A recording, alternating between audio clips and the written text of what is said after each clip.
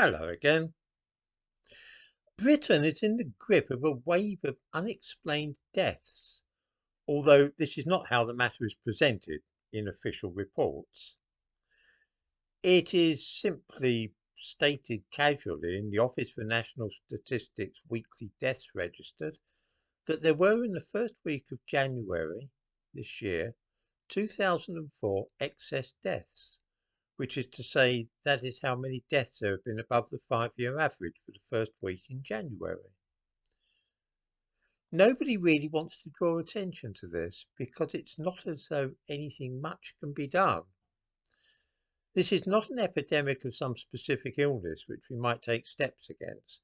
The deaths are from all kinds of different things, ranging from cancer to strep A, pneumonia to heart disease. In the description to this video, I give a link to the report on this, and it contains a very interesting graph. This graph shows that deaths in this country have been running above average now for over 9 months or so, and that hardly any of the deaths relate to COVID. Deaths are running at a much higher rate than during the COVID epidemic in the autumn of 2020. It is gradually dawning on people, or some people, that something is terribly wrong. And although our Prime Minister is trying to blame industrial action for bug health workers, that doesn't really wash. The rising number of excess deaths began almost a year ago, and the numbers are increasing at an exponential rate.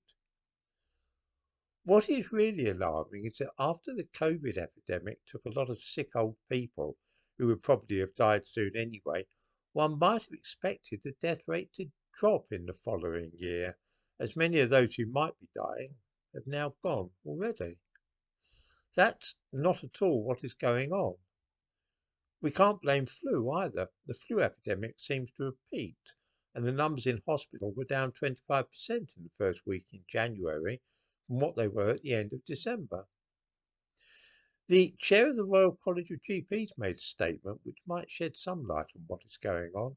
Professor Camilla Horwood says that people are having more and more coughs and that they seem to linger on. There's more infections about, and that this is probably because of social distancing over the last 2 winters, which prevents people from building up a resistance to common germs. It is this which is also responsible, most likely, for the epidemic of scarlet fever and the children who are still dying from strep A infections. Those lockdowns and the social distancing had a terrible effect on our health and on our immune systems, and we are now suffering some pretty lethal results of that. If you combine this with all the people who didn't have their cancers diagnosed because all the doctors were refusing to see people in person, and all the treatment which was delayed, it's not hard to see what is going on. All the signs are that the number of deaths is likely to keep rising for some time, which is unfortunate. I wonder when we're going to hear from all those people who were so keen on lockdowns and social distancing. I can't help noticing that listening to people talking about it, even those who are madly keen on having it all these precautionary measures, they're all saying now that they thought there was something wrong at the time and that they've all felt there was something fishy about COVID to begin with. It's not true. 99% of people were really gung-ho and enthusiastic about lockdowns and social distancing. The number of excess deaths which have nothing at all to do with COVID is soon going to exceed the number of COVID deaths.